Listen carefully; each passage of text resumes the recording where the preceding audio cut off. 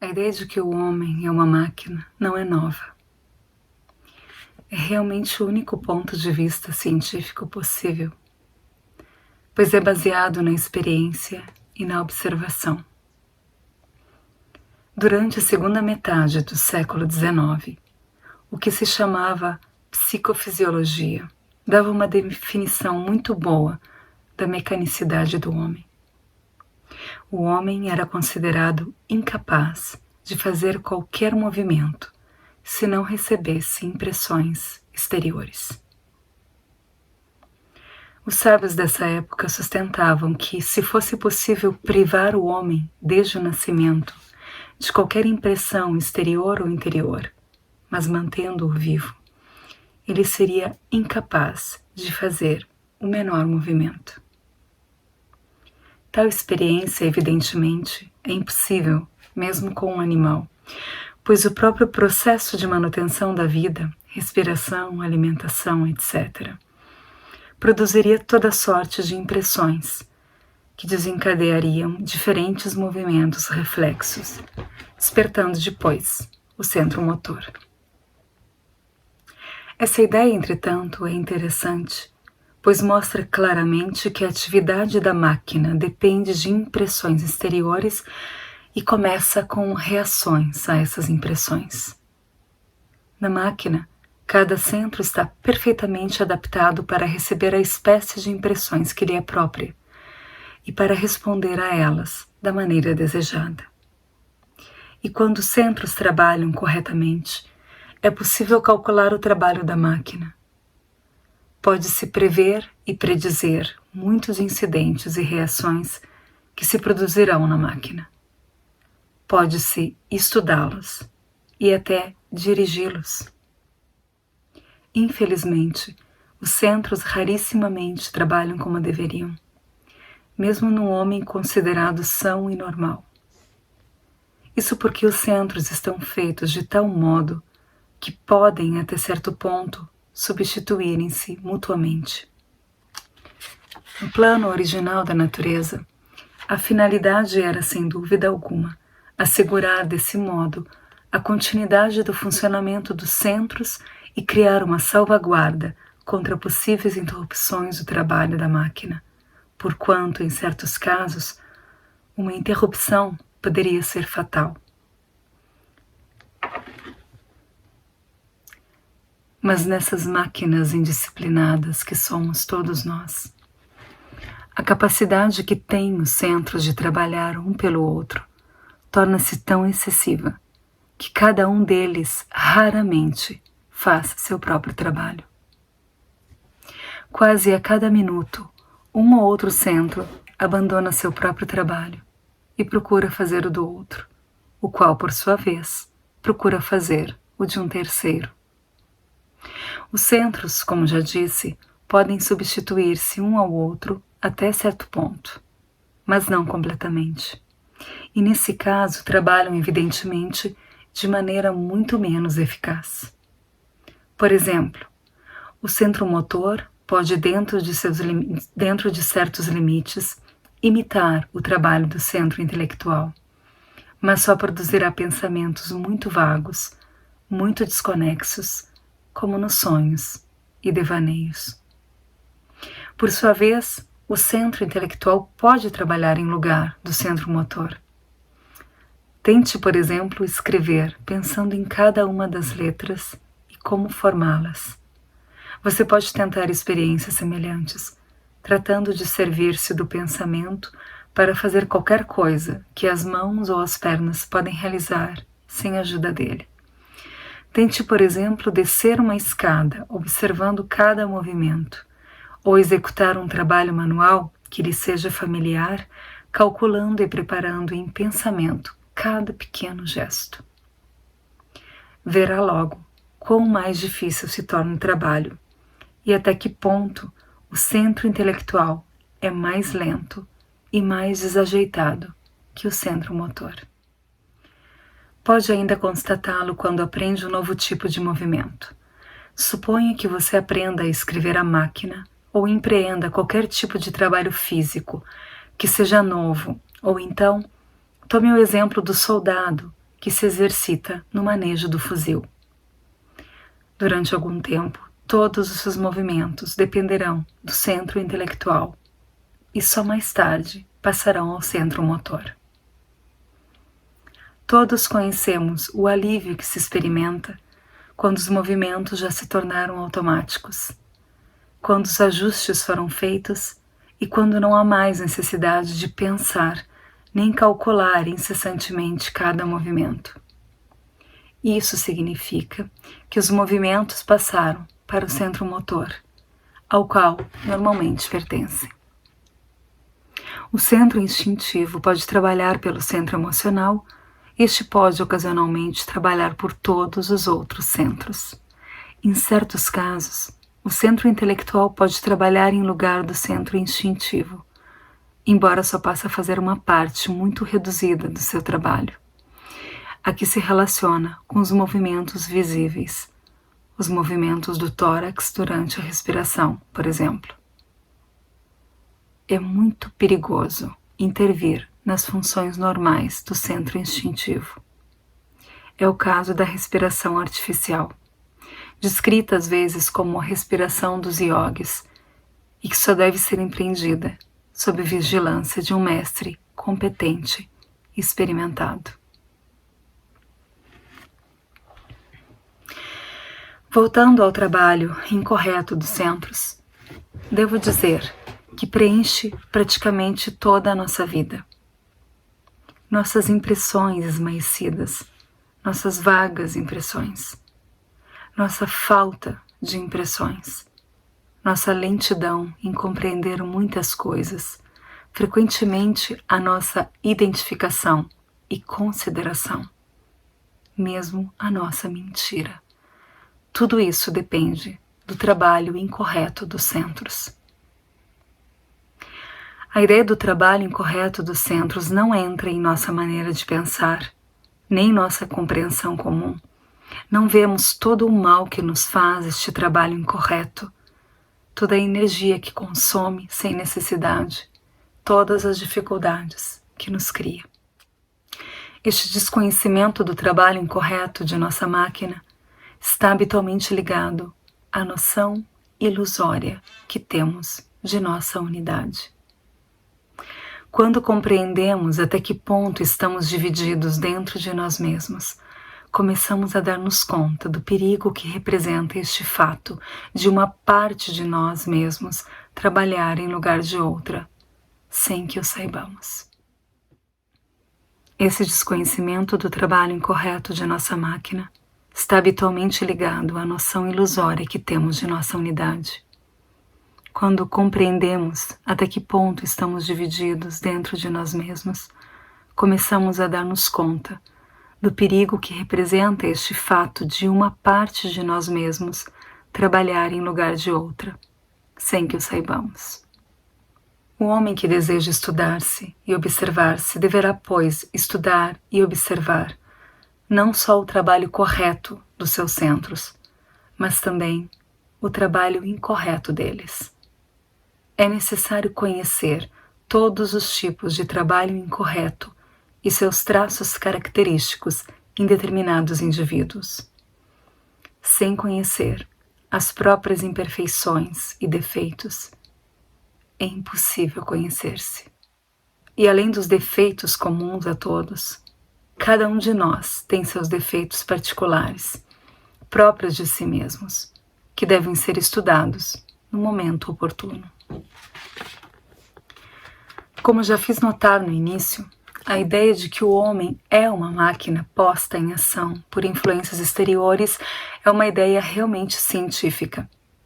O que a ciência não sabe é que, primeiro, a máquina humana não atinge seu nível normal de atividade e trabalha muito abaixo desse nível. Isto é, não dá toda a sua capacidade e não funciona com todas as suas partes. Segundo, apesar de numerosos obstáculos, a máquina humana é capaz de desenvolver-se e criar para si mesma níveis muito diferentes de receptividade e de ação.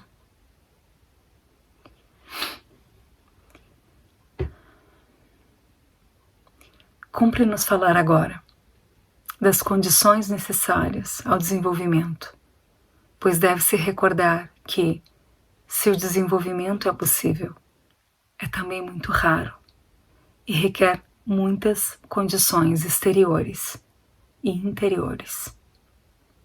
Quais são essas condições? A primeira é que o homem deve compreender sua situação, suas dificuldades e suas possibilidades. Deve ter um desejo muito forte de sair do seu estado presente, ou um interesse muito grande pelo novo estado desconhecido que a mudança deve trazer. Em suma, deve experimentar uma violenta repugnância por seu estado presente ou uma viva atração pelo estado futuro que ele poderá alcançar. Depois, é preciso ter certa preparação. O homem deve ser capaz de compreender o que se lhe diz. Deve, além disso, encontrar-se em boas condições exteriores. Deve ter tempo bastante para estudar e deve viver num ambiente que torne tal estudo possível. Não podemos enumerar todas as condições necessárias, mas antes de tudo, elas comportam uma escola. E uma escola implica, no país onde existe, certas condições sociais e políticas, porque uma escola não pode existir em condições quaisquer. Uma vida mais ou menos ordenada, um certo grau de cultura e de liberdade individual lhe são necessários. A esse respeito, nossa época não é particularmente favorável. No Oriente, as escolas estão desaparecendo rapidamente. E parece que em muitos países sua existência se torna impossível. Citei a esse respeito, no novo modelo do universo, alguns versículos das leis de Manu. Regras para um Znataka, dono de casa. Capítulo 4. 61. Que não resida em país governado por Sudras, nem em país habitado por homens ímpios, nem em país conquistado pelos hereges, nem em país onde abundem os homens das castas mais baixas. 79. Que não permaneça sequer à sombra de uma árvore, em companhia de pessoas degradadas, nem de chandalas, os mais baixos dos homens, nem de pukasas, nem de idiotas, nem de homens arrogantes, nem de homens de baixa classe, nem de anti-avazais, coveiros. Capítulo 8. 22. Um reino povoado sobretudo por Sudras, cheio de homens ímpios e privado de habitantes 2 vezes nascidos, rapidamente perecerá por completo, atacado pela fome e pela doença. Essas ideias das leis de Manu são muito interessantes, porque dão ao homem uma base que lhe permitiria compreender as diferentes condições políticas e sociais do ponto de vista do trabalho de escola. Distinguir as condições de um progresso real daquelas que só trazem a destruição de todos os verdadeiros valores, mesmo que seus partidários pretendam que estas condições sejam progressistas e, deste modo, cheguem a enganar um grande número de pobres de espírito. No entanto, as condições exteriores não dependem de nós. Dentro de um certo limite, e às vezes com grandes dificuldades, podemos escolher o país onde preferimos viver. Mas não podemos escolher nossa época. É no século onde o destino nos colocou que devemos nos esforçar para encontrar o que queremos. É no século onde o destino nos colocou que devemos nos esforçar para encontrar o que queremos. Assim, devemos compreender que a própria preparação para o desenvolvimento de si exige um conjunto de condições exteriores e interiores, raramente reunidas. Ao mesmo tempo, porém, devemos compreender que, ao menos no que concerne às condições interiores, o homem não está inteiramente entregue à lei do acidente. Numerosas luzes foram preparadas em sua intenção, graças às quais ele pode encontrar seu caminho, se o deseja verdadeiramente e tem sorte. Suas possibilidades são tão diminutas que o fator sorte não pode ser excluído. Tentemos agora responder à pergunta: de onde nasce no homem o desejo de adquirir um novo conhecimento e de mudar?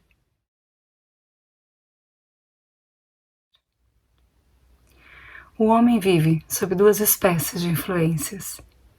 Isso deve ser bem compreendido. E a diferença entre as duas espécies de influência deve ser muito clara. A primeira consiste em interesses e atrações criados pela própria vida. Interesses de saúde, segurança, conforto, fortuna, prazeres, distrações, vaidade, orgulho, reputação, etc. A segunda consiste em interesses de outra ordem, despertados por ideias que não são criadas pela vida, mas que têm origem nas escolas. Essas influências não atingem o homem diretamente. São jogadas no turbilhão geral da vida, passam através de muitos espíritos diferentes e atingem o homem pela filosofia, pela ciência, pela religião e pela arte, sempre mescladas às influências da primeira espécie, e acabam por perder qualquer semelhança com o que eram no começo. O mais das vezes o homem não discerne a diferença de origem das influências da segunda espécie e explica-as para si mesmo como tendo a mesma origem que as da primeira espécie. Embora o homem ignore a existência de duas espécies de influências, ambas se exercem sobre ele, e de uma maneira ou de outra, ele reage a elas. Ele pode estar mais ou menos identificado com uma ou várias influências da primeira espécie e não sentir as influências da segunda. Ou então, pode ser atraído e tocado por esta ou por aquela influência da segunda espécie. Em todo caso, o resultado será diferente. Chamaremos a primeira espécie de influência A e a segunda, influência B. Se um homem está completamente em poder das influências A, ou de uma influência A em particular, e totalmente indiferente das influências B, nada mudará para ele, e suas possibilidades de desenvolvimento diminuirão de ano para ano. Numa certa idade, às vezes até muito cedo, elas podem desaparecer para sempre, o que equivale a dizer que o homem morre, embora permaneça fisicamente vivo, como uma semente sem condições de germinar e de produzir uma planta. Mas, se ao contrário, o homem não estiver completamente em poder das influências A, e certas influências B atraírem-no, comoverem-no, fizerem-no pensar, os resultados das impressões que elas produzirem aglomerar-se-ão nele, atraindo outras influências da mesma espécie, e crescerão, ocupando um lugar cada vez mais importante em seu espírito e em sua vida.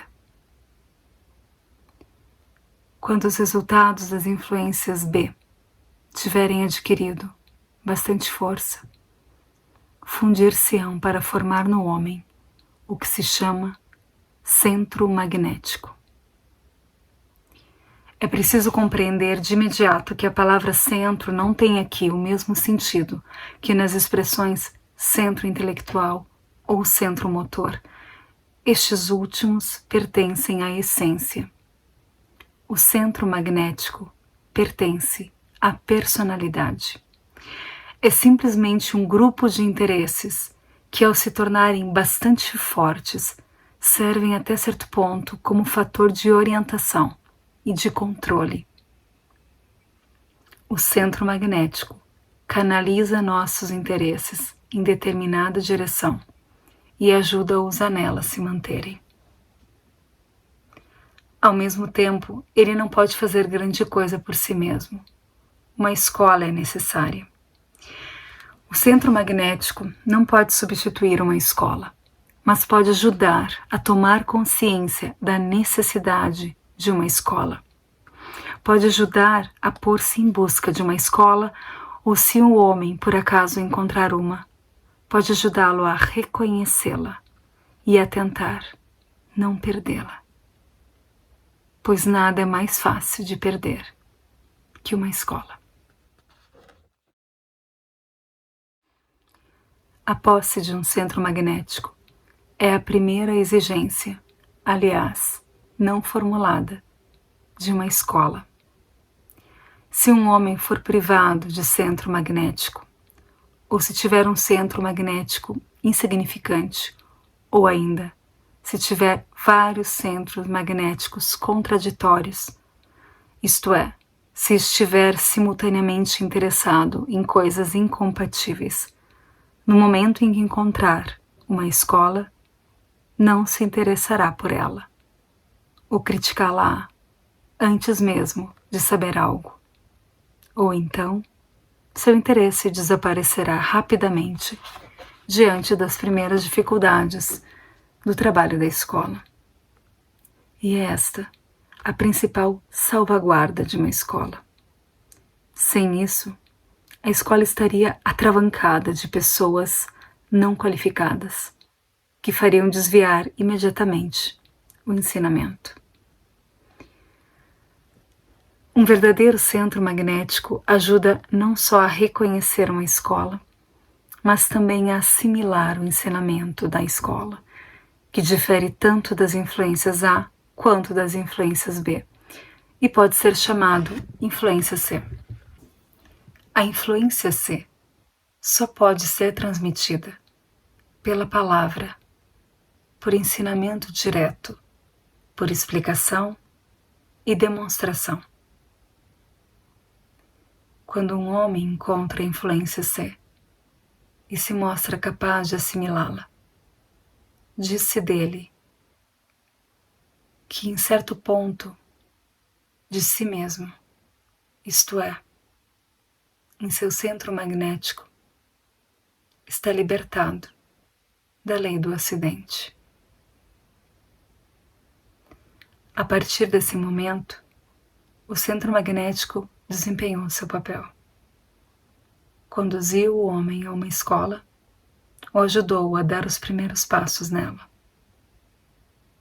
Daí por diante, as ideias e o ensinamento da escola ocupam o lugar do centro magnético e começam a penetrar lentamente nas diferentes partes da personalidade e depois, com o tempo, até a essência.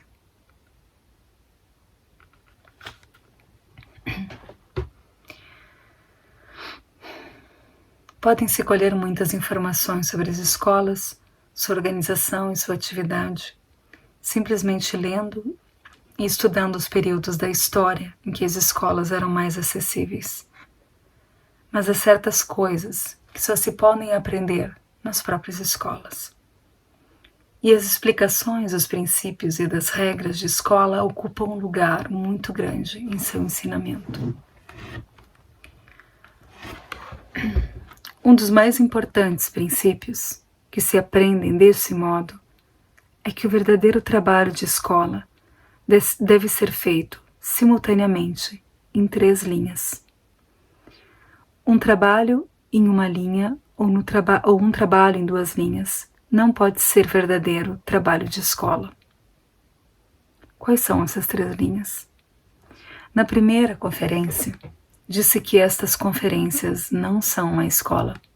Agora eu vou poder explicar por que elas não são uma escola. Um dia, durante uma conferência, fizeram esta pergunta: aqueles que estudam este ensinamento trabalham só para si mesmos ou trabalham para os outros? Vou respondê-la agora. A primeira linha de trabalho é o estudo de si e o estudo do ensinamento ou da linguagem.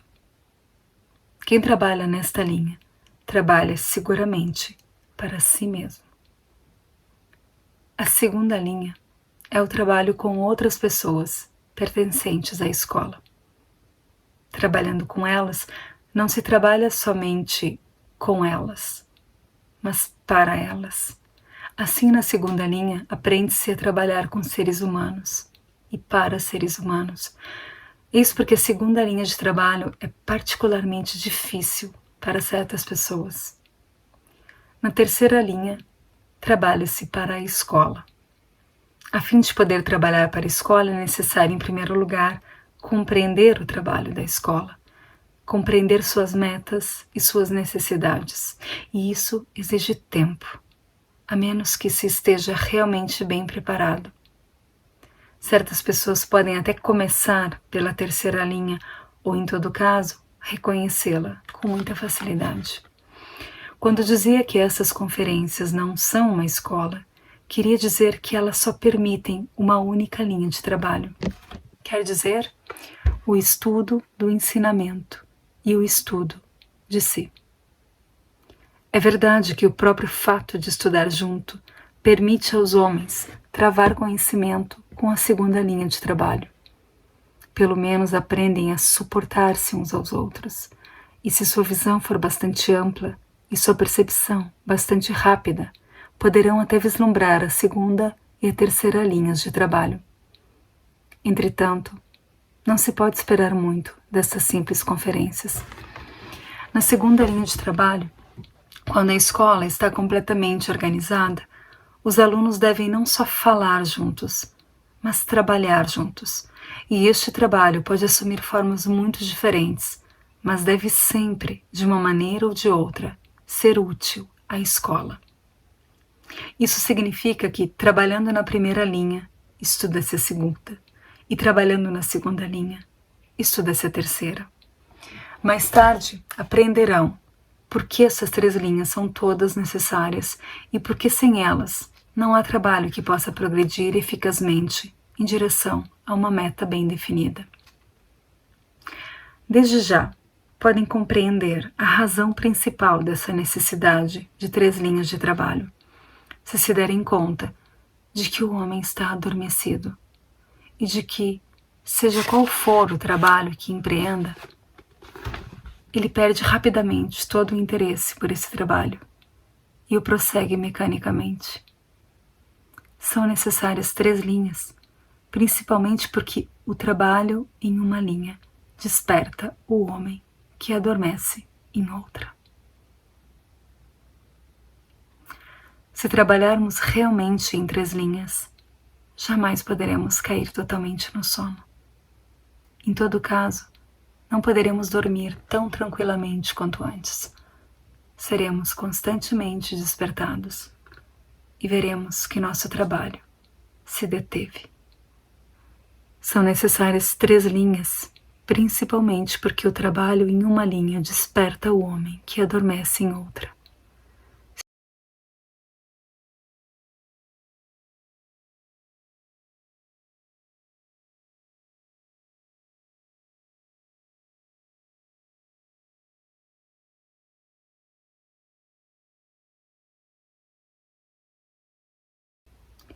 Posso ainda indicar-lhes uma diferença bem característica entre as três linhas de trabalho. Na primeira linha, o trabalho essencial é o estudo do ensinamento, o estudo de si e a observação de si, e deve-se demonstrar em seu trabalho certa iniciativa em relação a si mesmo. Na segunda linha, participa-se de um trabalho organizado, onde cada um só deve fazer o que lhe é pedido. Nenhuma iniciativa é exigida, nem mesmo admitida na segunda linha. Aí, o essencial é a disciplina. Trata-se de conformar-se exatamente com o que lhe é dito, sem deixar intervir a menor ideia pessoal, mesmo que esta pareça melhor que as que foram dadas. Na terceira linha, pode-se novamente manifestar certa iniciativa, mas se deve sempre exercer um controle sobre si e não se permitir tomar decisões contrárias às regras e princípios ou contrárias ao que foi pedido. Disse que o trabalho começa pelo estudo da linguagem. A esse respeito, seria-lhes muito útil ver que já conhecem certo número de palavras dessa nova linguagem, e seria-lhes igualmente útil reuni-las e listá-las. Devem, porém, escrevê-las sem nenhum comentário, isto é, sem interpretá-las. Os comentários, interpretações ou explicações devem estar em sua compreensão. Não podem transcrevê-los.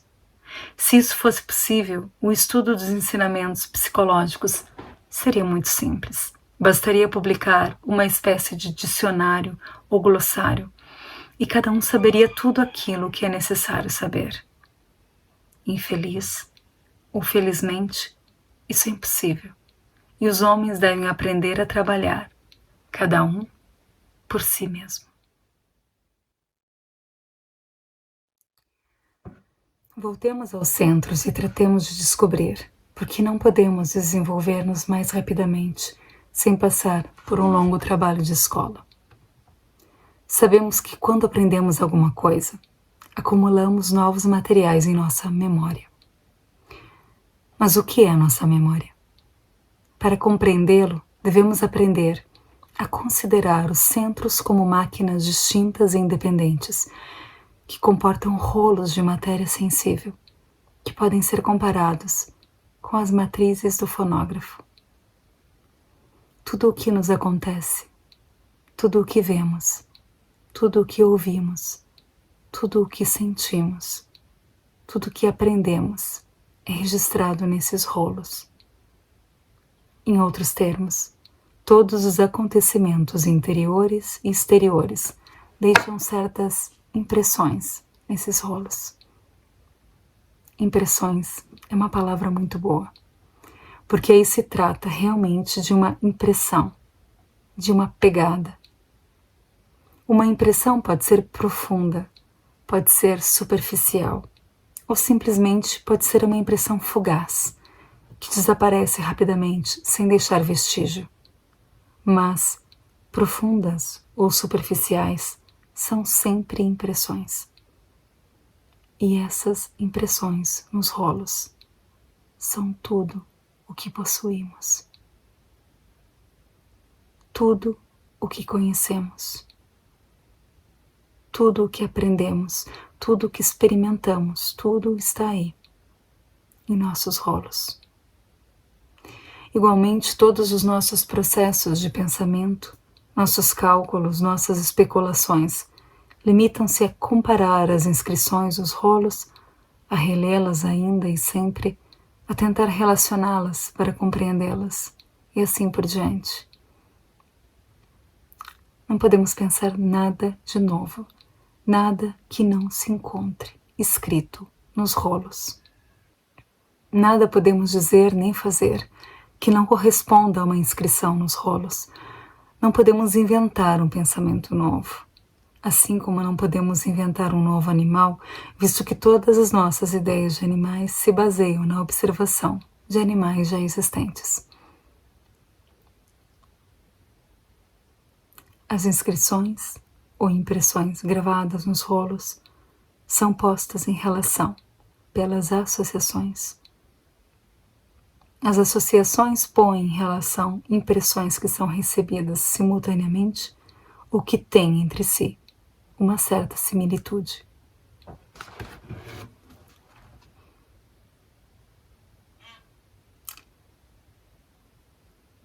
Disse na primeira conferência que a memória depende da consciência e que só recordamos efetivamente os momentos em que tivemos vislumbres de consciência.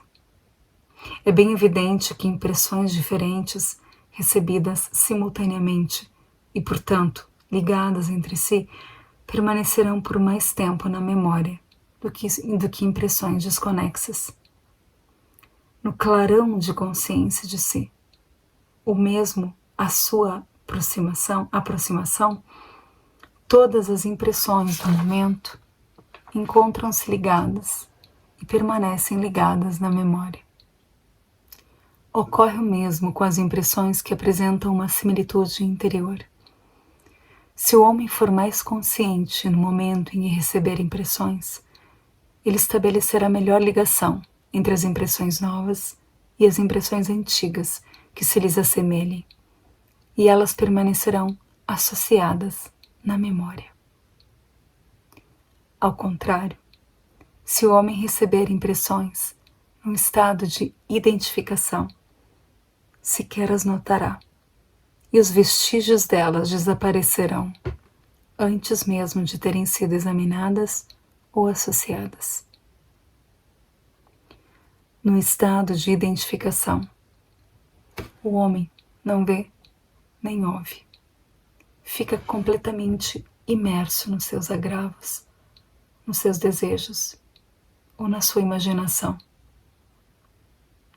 O homem não pode se separar das coisas, dos sentimentos ou das lembranças. Fica apartado de todo o resto do mundo.